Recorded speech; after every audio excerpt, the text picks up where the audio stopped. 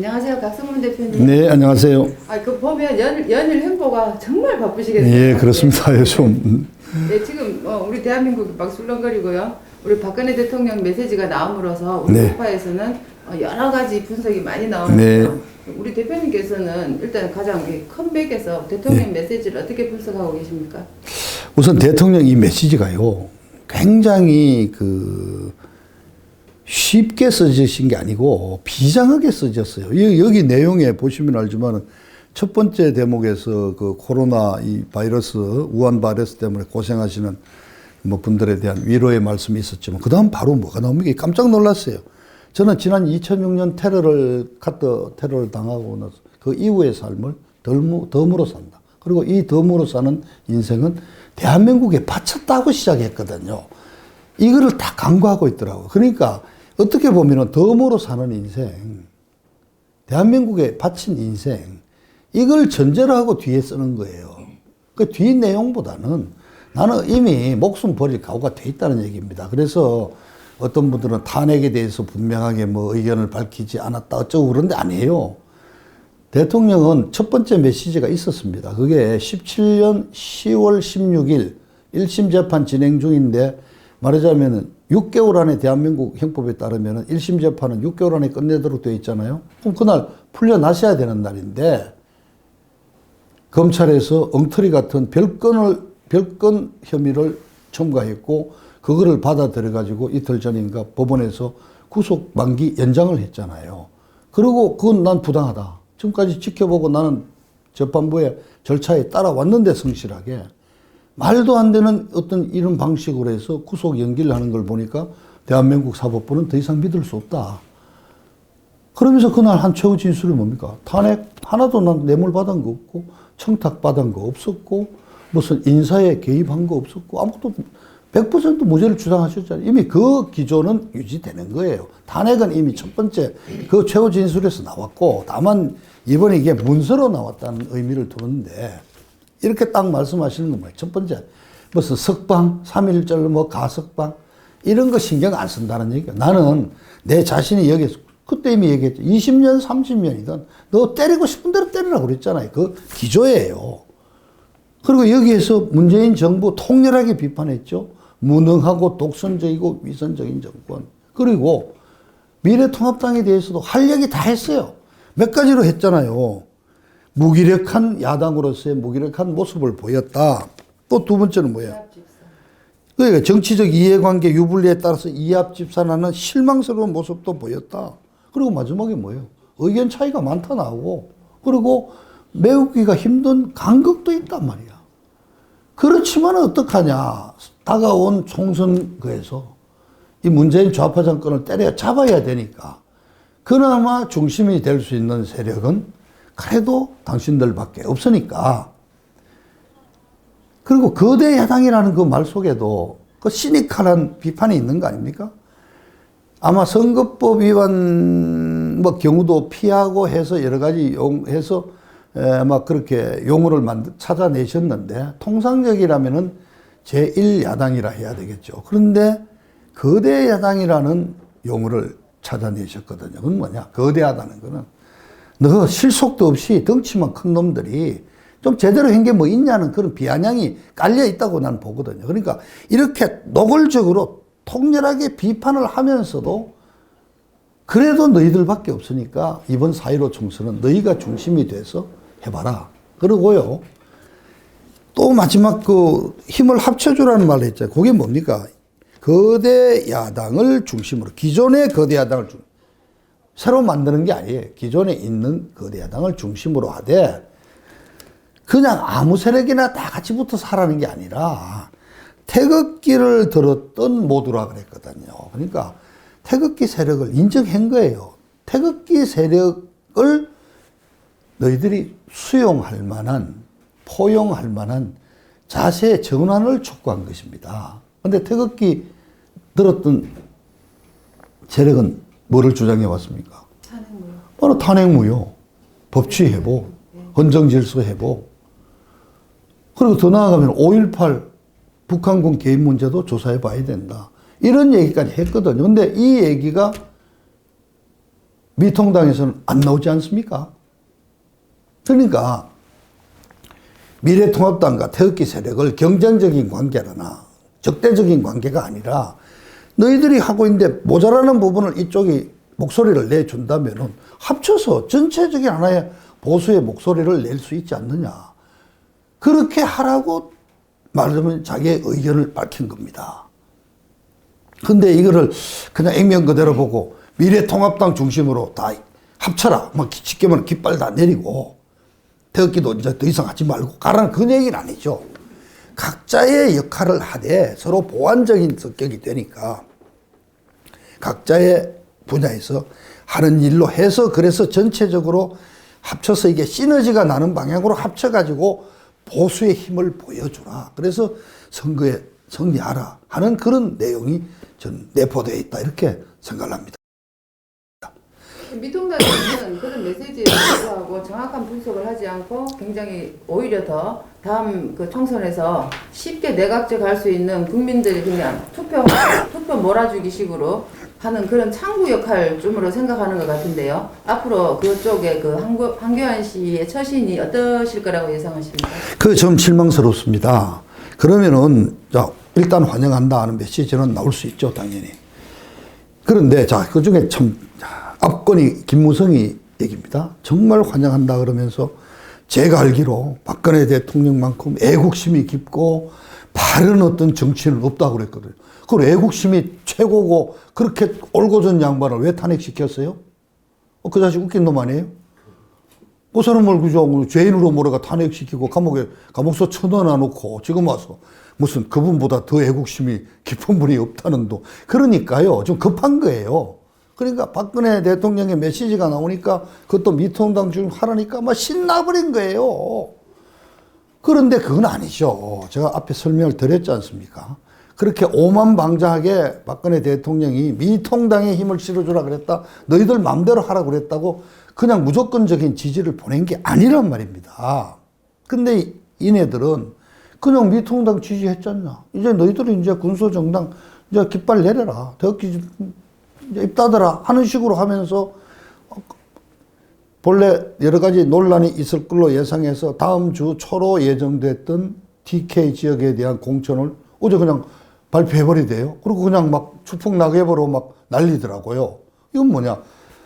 박근혜 대통령의 메시지를 미통당 입장에 일방적으로 이해를 하고 경강부회하고 아전인수로 이해를 해가지고 미통당에 무조건 전폭적인 지지를 보내줬으니까 우리는 우리 하고 싶은 대로 할 수 있다는 식으로 된 거거든요. 그러니까 그건 잘못됐다. 대통령의 어떤 취지를 잘못 이해하고 있다. 저는 그렇게 봅니다. 그렇다면 우리 박근혜 대통령님께서 완전히 그 정치 고단수의 그 대통령님께서 그런 그들의 행동을 미처 짐작하지 못하셨을까요? 알고 있었겠죠. 그러니까 몇 가지 선택지가 뭐 있었겠지 않습니까? 그런데 이 3년 만에 내놓는 이 문서는 어떻게 보면은 어떤 특정한 사항에 대한 의견이 아니라 전체적인 종합적인 내용을 담고 있고 그리고 일종의 대국민 어떤 하나의 어떤 성명서 같은 역할을 하다 보니까 여기에는 결국 모범 답안을 만들어낼 수밖에 없죠. 그러나 그 선택한 의위 하나하나에 그 본인의 그 깊은 내면의 뜻이 다 들어있거든요. 그렇다면은 그렇습니다. 우리 남 기자님이 지적했듯이 좀 신중하게 한번 검토를 하고 어떤 거대 야당으로서 말하자면 이 세력의 중심으로서 어떻게 할 건지 해봐야 돼. 그렇지 않고 아주 표피적으로 받아들이고 대통령이 우리 미통당 지지해서니까 우리 마음대로 할 수 있다니 정말 좀 잘못된 어떤 아저인수격 해석이고 너무 오만한 어떤 태도를 보인다. 이 부분에서 굉장히 실망스럽습니다. 우리 태극기 세력들은요, 대통령님의 메시지에 무조건적인 순응을 한다, 뜻을 받든다 이렇게 된 상황인데 미통당에서 전혀 대통령의 그 심중을 그 왜곡해서 자기들 마음대로 저런 식으로 처신을 계속한다. 그러면 그것 또한 대통령님의 뜻이 아니잖아요. 아니죠. 그럼 우리 태극기 세력은 어떤 식으로 응대를 하는 것이 좋겠습니까? 자, 이제 3월 이게 4일날 나왔습니까? 오늘 7일이니까 이제 사흘 됐는데 좀 그렇습니다. 그죠? 지금 뭐 제가 이제 몸담고 있는 이 친박신당 쪽은 어떤 구체적인 조건을 내지 않고 어떤 대통령의 뜻을 따르겠다. 그럼 저 미통당에서도 대통령의 뜻에 따라서 어떤 식으로 이 힘을 합칠 수 있는지 어떤 방안을 한번 내놔봐라. 우리 지켜본다 그랬지 않습니까? 저는 뭐 한 일주일 정도는 지켜볼 수 있지 않나 생각합니다. 그러니까 아직 시간은 조금 있는데요. 그런 점에서 자유공화당 측에서 무슨 지분을 요구하고 뭐 공천 작업을 즉각 중단하라 한 거는 그게 좀 실수가 너무나 조금 이렇게 너무 성급한 대응이 아니었냐.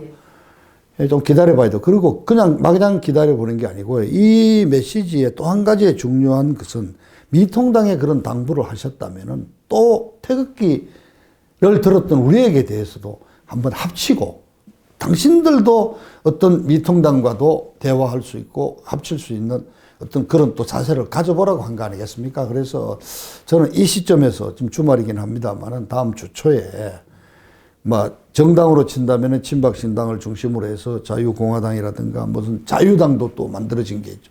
또 지금 뭐 만들고 있다는 무슨 한국경제당이라든가 또 그 플러스 태극기 어떤 여러 세력들이 좀 이렇게 합칠 수 있도록 어떤 노력을 지금 우리도 해야 되는 거 아닌가. 그렇게 해서 하나의 태극기 세력의 대통합도 이루어져야 된다 하는 생각을 갖고 있습니다. 그러니까 태극기 세력의 대통합이 늘 말이 오던 것이고 우리 대통령님이 우파는 합쳐라 이렇게 말씀하셨는데도 불구하고 궁극적으로 그것이 정말 여태까지 몇 년 동안 안 되는 이유가 도대체 뭐라고 생각하십니까? 그건 우파들은 그동안 우파들은 좌파들과 달리 뭐 어릴 때부터 이렇게 뭐 운동이라든가 조직 운동이라든가 이런 데는 우리는 익숙하지 않고요.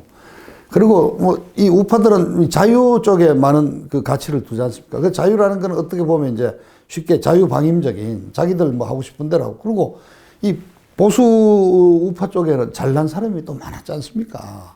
국회의원도 아시다시피 사법고시에서 검판사 다 하시고 뭐 아주 고위 직책 가시고 또 행정고시에서 장차관 하신 분들 그러니까 그런 분들이 워낙 많다 보니까 저 운동권들은 예를 들어서 기수별로 또는 무슨 이념별로 섹터별로 한번 이렇게 서열이 있는데 우파들은 워낙 잘난 분들이 많다 보니까 태극기 세력도 그분의 옛날 전직에 따라서 그러다 보니까 우파들은 이런 어떤 운동의 경험이 많이 없었고 그래서 좀 뭐 현재 좀 뭐 여러 가지 분열된 양상을 보이는 것이 참 좀 창피스럽습니다만 우파의 민낯이죠. 근데 그게 우파의 한계이기도 하고 그러나 지난 3년간 우리 나름대로도 또 노력은 또 많이 해왔고요. 그래서 뭐 큰 성과가 안 나더라도 나름대로 우파들끼리의 태극기 세력의 어떤 통합 노력도 저는 동시에 진행이 돼야 된다고 생각을 하고 있고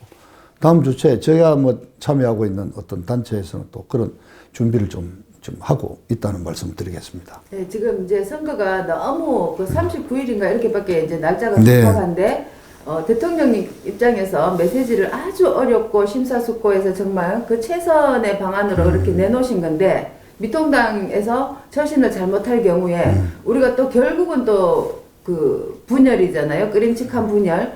대통령님 뜻을 받들 수밖에 없는 상황에서 미통당의 처신이 그렇다. 날짜는 촉박하다. 그런 상태에서 우리 대통령님 메시지가 2차 메시지가 또 나올 확률이 있습니까?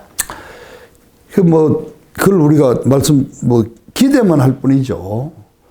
근데 어제 유영아 법정 대리인 변호사가 어느 가로세로 연구소에서 출연해가지고 아주 단정적으로 2차 메시지는 없을 겁니다. 이렇게 말씀을 하시는데, 그건 조금 유영아 변호사가 너무 메시지가 있고 없고는 옥중에 계신 대통령 뜻에 달려있지, 메신저인 유영아가 없다고 그럼 안 받아오겠다는 얘기 아니겠습니까? 그건 저는 조금 좀 지나친 발언이다 생각을 하는데, 저는 뭐 이렇게 생각합니다. 대통령 메시지만 우리가 쳐다보고 있는 거는 결코 아니어야 된다고 생각하지만, 지금 개헌 발의안이 어제 정식으로 국회에 접수가 됐거든요.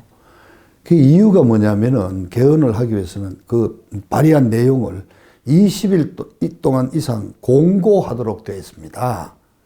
그래서 오늘 그 보도가 됐지만 3월 27일이 본회의 일정이 잡혀 있으니까 마이너스 20 하면은 7일이잖아요. 그러니까 어제 발의를 했어야 되는 거예요. 그리고 아마 공고하는 형식으로 빌릴 거예요. 근데 아마 우리 일반인들은 잘 접근하기 힘든데 공고를 할 거예요. 뭐 또 법 절차를 따라서. 근데 개헌이라는 거는 대통령 메시지에는 고려가 되지 않은 상황인 것 같더라고요. 그리고 또 개헌이 워낙 은밀하게 좀 추진이 되고 있으니까 알다시피 오늘 아침 조정동 뭐 한겨레 경향신문도 일체 보도하지 않았습니다. 다 알면서도 쉬쉬하면서 지금 은밀하게 추진하고 있는데 그런 속성 때문에 대통령께서 이 개헌 음모가 있다는 것을 몰랐을 수도 있는 거거든요. 그게 이제 하나의 저는 새로운 변수가 됐다 생각을 하고, 물론 시간은 급하죠. 그러나 과거의 예로 보면은 후보 단일화 작업이라든가 이런 거는요, 거의 등록하기 임박해서 이루어집니다. 그러니까 4월 아마 마지막 하순경 정도에 또 그런 작업이 있게 된다면은 이제 그때 좀 본격화될 건데, 그럼 몇 개 지역구를 선정해 놓고 누구누구를 할 거냐, 이제 이런 식으로 막 본격적으로 들어가는 게 이제 이달 하순이라 본다면은 아직은 조금 시간이 있고, 그런 과정에서 지금 이제 개헌이라는 중요한 변수가 생겼기 때문에,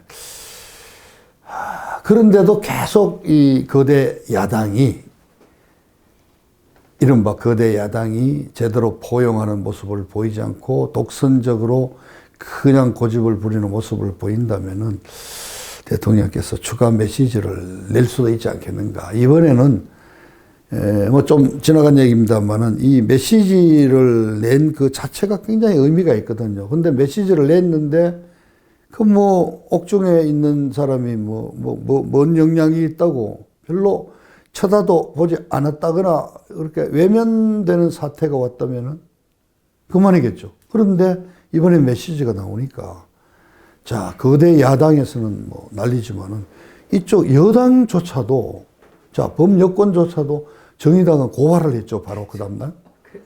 뭐 민중당은 막 기자회견을 하고 난리를 쳤죠. 그러니까 이거는 박근혜 대통령의 정치적 영향력이 아직도 건재하다 하는 게 입증된 거고요. 또 하나는 이번 메시지가 긍정적으로 받아들이는 것을 보면서 이제 대통령께서는 이제 활동, 메시지를 통하든 어떤 식으로든 활동을 재개한다는 하나의 어떤 신호탄일 수도 있거든요. 그렇다면 종합적이 아니라 개별 사안에 대한 메시지라면은 금년 하순경에, 이달 하순경에 선거를 앞두고 한 번쯤 더 나올 수도 있지 않을까 저는 막 그런 기대를 하고 있습니다.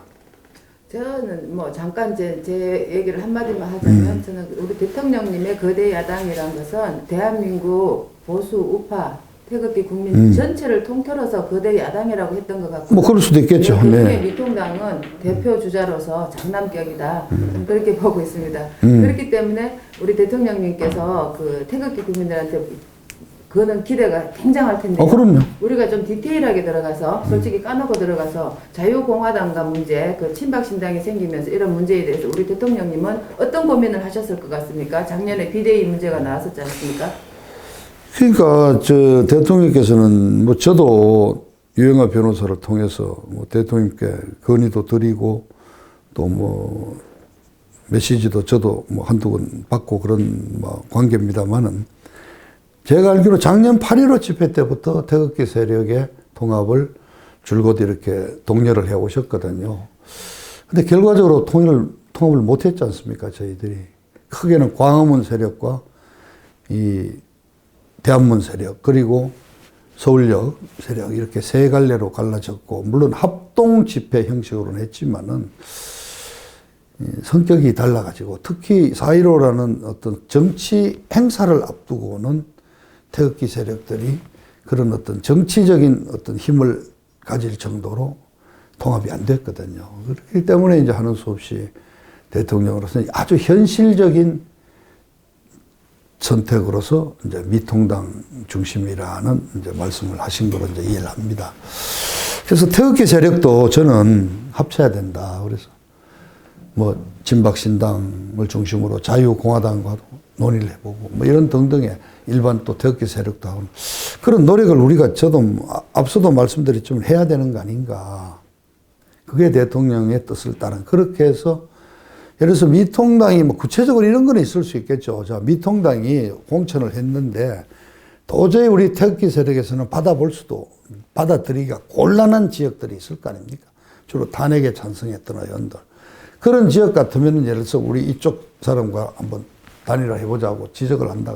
그게 안 된다면은 농담이 아니라 표적 공천으로 해서 탄핵 세력이 공천된 적에는 일본 측 용어를 보면 저격 공천을 해가지고 내보내서 공격을 한다든가 이런 구체적인 게 이제 앞으로 좀 선거 임박한 가운데 나오지 않을까 저는 생각합니다. 이달 하순경쯤 되면은 뭐 그런 거 나올 수 있겠죠. 예, 그렇죠. 그러니까 우리 태극기 국민이 그 가장 지금 심각하게 자성의 시간을 해야 될 내용은 대표님께서는 어떤 점이라고 저는 저 이제 그 질문을 쉽게 설명하기 위해서 작년 가을에 벌써 우리 대통령께서 나라를 걱정하시는 마음에 비대위 얘기도 나오고 다 했는데 다 실패를 하셨기 때문에 그래서 안 받아줬죠. 예, 수용이 안 됐죠. 예, 최종 이런 메시지가 나왔잖아요. 그러면 우리 태극기 국민은 지금이라도 어떤 반성을 해야 됩니까?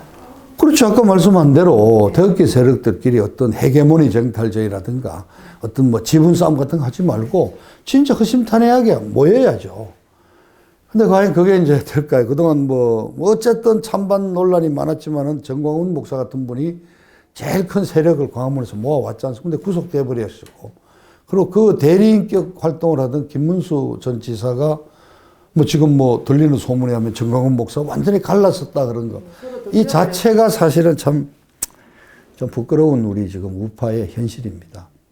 그러니까 우파 국민들이 이제 그 잘잘못을 정확히 파악하는 것이 굉장히 중요한데 우리 그 여론의 그 리더격이신 우리 박성문 대표님께서 아주 디테일하게 이제 조금 이렇게 점잖게 체면 차리지 마시고 너무 급하니까요. 우파 국민들이 정말 디테일하게 정신 차려야 되는 점이 누가 뭘 잘잘못에 대해서 이렇게 정확하게 조금 짚어서 말씀해 주시기 바랍니다. 마지막 질문입니다. 그러니까, 네. 뭐, 그렇습니다. 그 대통령께서는 구체적으로 말씀 안 하셨지만은, 대통령 등 뒤에 칼을 꽂았던 탄핵 찬성 의원들, 이번 공천에서 정리해 주기를 바랐거든요. 근데 정리가 잘 안 됐거든. 오히려 탄핵 반대했던 친박 의원들 많이 쳤거든요. 그렇다면은, 그 이유가 뭐냐고요? 그 국민들이 정확하게 아니, 지금 미통당은 보수가 아니죠. 네.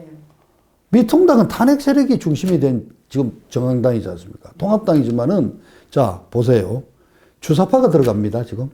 김근식이라든가, 김영환이 계열인 신보라라든가, 이런 청년 들어가죠. 주사파입니다. 김근식 씨는 김대중 대통령의 햇볕 정책을 줄곧 주장해 왔고, 천안함 폭침을 절대 인정하지 않았던 사람이거든요. 그런 사람 공천 줬잖아요. 자, 주사파 본류가 들어왔어요. 거기에 원불계 세력이 들어왔습니다.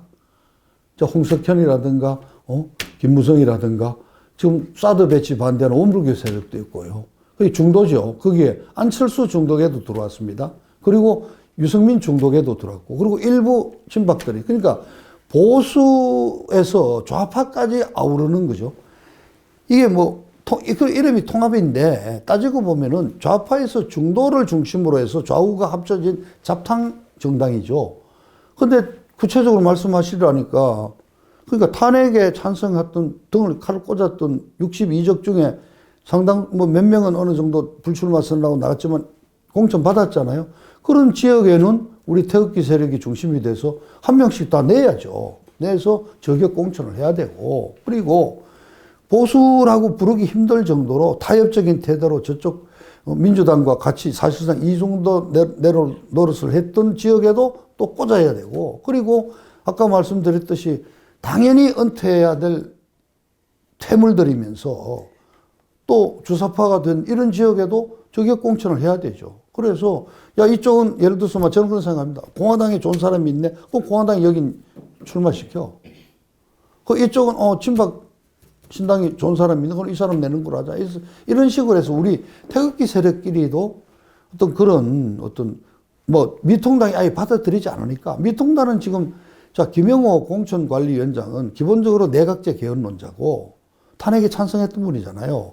자기는 국회의원 표결만 했을 뿐이. 그러니까 그런 세력이 지금 주도가 되어서 끌어가니까 도로 탄핵당이 된 거란 말입니다. 그러니까 여기엔 더 이상 사실은 기대하기가 힘들죠. 다만 그러나 말씀도 계시고 해서 우리가 며칠은 더 기다려보자 하는 그런 자세로 있는 거죠. 저는 이제 뭐 그쪽 미통당 탄핵 배신자들한테는 별로 관심이 없고요. 제가 이제 각성문 의원님한테 그 질문을 유도했던 건 뭐냐면 우리 태극기 세력들 간에 지금 문제가 심각하고 지금에도 오늘 자유통일당에서 우리 공화당에 입당한 김문수를 고발을 했답니다.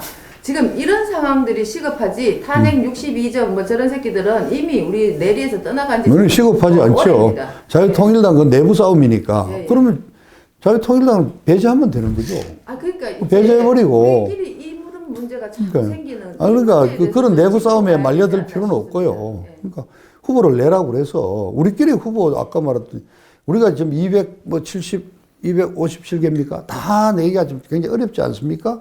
우선 뭐 호남 쪽에 낼 수 없고 그렇다면 수도권 전략 지역을 찾아야죠. 자꾸 아까 친박신당은 뭐 후보 낼 수 있습니까? 지금 시점적으로.